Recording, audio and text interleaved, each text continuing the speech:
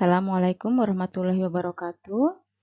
Pada materi kali ini kita akan membahas mengenai identifikasi bakteri. Peran utama dari lab mikrobiologi yaitu membantu diagnosis secara mikrobiologis terhadap tersangka penyebab penyakit infeksi yang diderita oleh pasien. Nah, hasil yang nanti diperoleh di lab mikrobiologi akan digunakan oleh dokter untuk menegakkan diagnosis secara pasti dan selanjutnya klinisi dokter memberi pengobatan sesuai dengan hasil dari laboratorium. Diagnosis penyakit infeksi sendiri terdiri dari diagnosis klinis yang dilakukan oleh dokter yaitu ada anamnesis dan pemeriksaan fisik, kemudian ada diagnosis penunjang yaitu dari laboratorium. Nah, laboratoriumnya itu bermacam-macam ya, bagaimana dokter akan merujuk ke laboratorium mana akan diperiksa selanjutnya. Nah, di sini kita lihat salah satunya yaitu ada lab mikrobiologi dan parasitologi. Bila ada rujukan dokter ya yang masuk ke lab mikrobiologi, maka ada alur pemeriksaan tersendiri yang dilakukan di lab mikrobiologi. Nah, kita lihat di sini ada rutenya ya. Ini ada pasien ya. Nah, kemudian kita lihat ada berbagai macam sampel ya. Ada darah, fesis, urin ya, kemudian jaringan biopsi dan swab mukosa. Nah, kemudian kita ada dua cabang di sini, ada mikrobiologi secara konvensional dan ada mikrobiologi secara molekuler. Nah, bila kita lihat yang molekuler, ini akan bisa dilakukan dengan ELISA atau bisa dengan PCR. Nah, kemudian kita lihat yang konvensional, ini ada enrichment culture ya, ada pengkulturan ya, pembiakan begitu ya. Kemudian ada pembiakan juga pada media selektif, ada pembiakan pada media diferensial ya. Kemudian diperoleh kultur murni ya. Nah, kemudian akan diidentifikasi. Identifikasinya kita akan mencari spesies apa itu ya. Kemudian ada cabang yang lain, ada juga mencari suseptibilitas atau kecocokan antibiotiknya, sehingga dokter bisa memberikan terapi yang tepat. Nah, untuk identifikasi, karena kita mempelajari mengenai identifikasi bakteri ini ya, nah ini ada identifikasi itu bisa dilakukan pertama dari mengamati pertumbuhannya dari berbagai media ya, kemudian secara identifikasi dari imunologi ya, kemudian identifikasi secara molekuler. Nah, yang akan kita bahas pada pelajaran kali ini yaitu identifikasi mikrobiologi secara konvensional, yaitu dengan cara menumbuhkan pada berbagai media. Adapun jenis pemeriksaan mikrobiologi itu meliputi yang pertama ada pemeriksaan secara mikroskopik, kemudian ada isolasi dan identifikasi kuman penyebabnya, kemudian ada deteksi imunologi, dan ada juga pemeriksaan secara molekuler. Yang akan kita bahas pada pertemuan kali ini itu pemeriksaan mikroskopik dan cara isolasi dan identifikasi.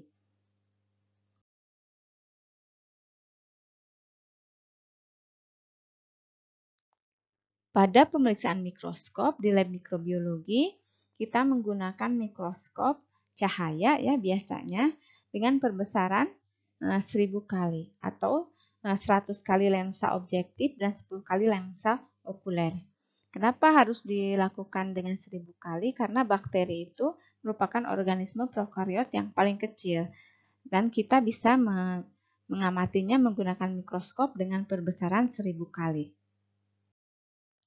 Pada pemakaian alat mikroskop di lab mikrobiologi itu bisa digunakan untuk pemeriksaan parasit juga ya, kemudian jamur juga. Itu bisa tanpa pewarnaan atau menggunakan pewarnaan khusus. Nah, kemudian untuk pemeriksaan bakteri sendiri, kita membutuhkan pewarnaan untuk pengamatan bakteri.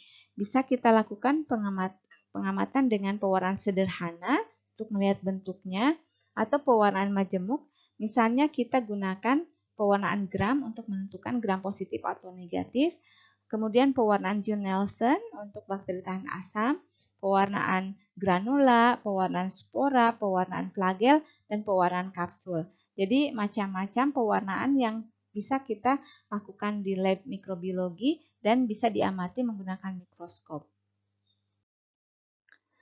Nah, kenapa kita harus mengamati bakteri secara mikroskopik ya untuk melihat bentuknya? Karena itu juga merupakan alur dari proses identifikasi spesies tertentu.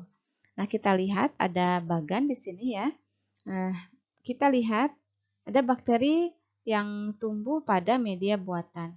Kita lihat panah ke bawah, ini ada kokus, ada basil, ya, Mycoplasma dan Spirochaete. Nah, ini adalah bentuk-bentuk bakteri yang kemudian nanti menentukan alur selanjutnya. Misalnya ditemukan kokus, ya. Kemudian kita harus tentukan aerob atau anaerob. Kemudian basil juga sama aerob atau anaerob, ya. Kemudian kita lihat ada alur lagi ya. Kemudian gram apa? Nah, tadi kita mengamati bentuk dulu. Kemudian selanjutnya kita akan mengamati gram. Nah, ini juga tetap mengamatinya memakai mikroskop dengan pewarnaan tertentu. Kemudian ada gram positif, gram negatif gitu ya. Yang sebelah kanan juga ada gram positif, ada gram negatif. Kemudian apakah positif Joule-Nielsen atau BTA positif atau tidak? Nah, ini menggunakan mikroskop juga dengan pewarnaan tertentu. Kenapa harus begini? Karena kita nanti akan menentukan bila misalnya kokus, kemudian gramnya negatif, tersangkanya apa saja? Misalnya Neisseria gitu ya. Kemudian bila kokus, kemudian gramnya positif, kemungkinan Streptococcus, Staphylococcus, dan selanjutnya. Oke, jadi pemeriksaan mikroskop juga begitu penting. Berikut ada keuntungan pemeriksaan mikroskop dengan pengecatan ya. Apa saja keuntungannya? Pertama, teknik pemeriksaan ini relatif mudah, cepat, dan murah. Kemudian memberikan informasi diagnostik mikroba dengan cepat tentang morfologinya ya. Kemudian reaksi terhadap pewarnaannya apakah gram positif, gram negatif. Nah, ini sebagai informasi awal untuk memulai terapi antimikroba. Oke, kemudian dia punya nilai diagnostik yang tinggi ya pada beberapa spesies bakteri ya.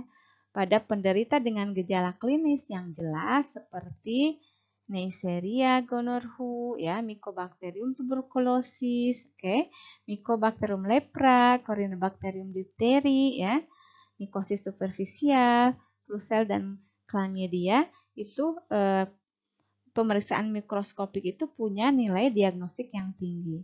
Contohnya, ya, ada Neisseria gonorrhoeae. Kalau kita lihat secara mikroskopik itu kan jelas begitu ya bentuknya, yaitu kokus dua-dua seperti biji kopi. Nah, dan bentuk itu sangat khas, tidak ada di bakteri yang lain sehingga dia punya nilai diagnostik yang tinggi.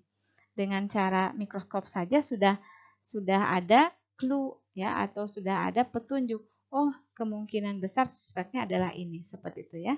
Atau kita contohkan pada pemeriksaan Mycobacterium tuberculosis ya. Kita biasa menggunakan pewarnaan BTA ya, Joule-Nielsen.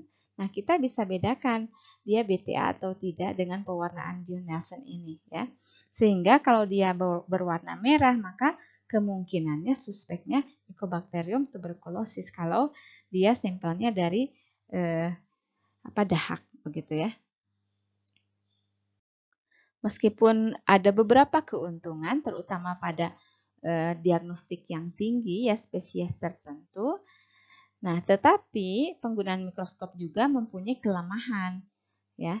Yang pertama itu tidak sensitif dan spesifik ya. Kita tidak dapat mengetahui spesiesnya.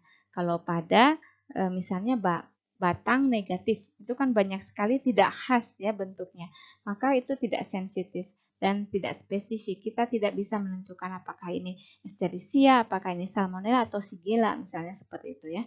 Kemudian yang kedua tergantung jumlah mikroba. karena harus banyak agar dapat dideteksi ya. Sehingga misalnya kalau yang terbawa itu sedikit, misalnya pada sampel dahak yang terbawa sedikit sehingga pada pengamatan mikroskop itu tidak terwarnai. Nah, itu juga menjadi kendala. Oke. Nah, kemudian informasinya kurang rinci dibanding pemeriksaan kultur. Kalau pemeriksaan kultur itu lebih jelas ya.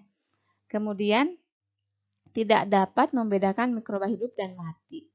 Kemudian faktor kelemahannya juga berpengaruh dari keterampilan petugas analisnya dengan cara membuat preparat apusnya pada objek gelas dan ketelitiannya bagaimana. Jadi antara petugas analis satu dengan yang lain itu berbeda keterampilannya sehingga preparatnya juga ada yang bagus, ada yang tidak gitu ya. Terutama ini pada pemeriksaan BTA yang harus standar. Nah, ini merupakan kelemahan pemeriksaan secara mikroskopik. Nah, kita review sedikit. Ini beberapa jenis pewarnaan ya yang digunakan pada klinis. Itu ada pewarnaan sederhana, kemudian gram ya, kemudian John Nelson untuk bakteri tahan asam, kemudian ada Quinone Gabet, ini juga sama ya, bakteri tahan asam. Kemudian ada Klein ya untuk spora ya. Kemudian ada Neisser untuk granula.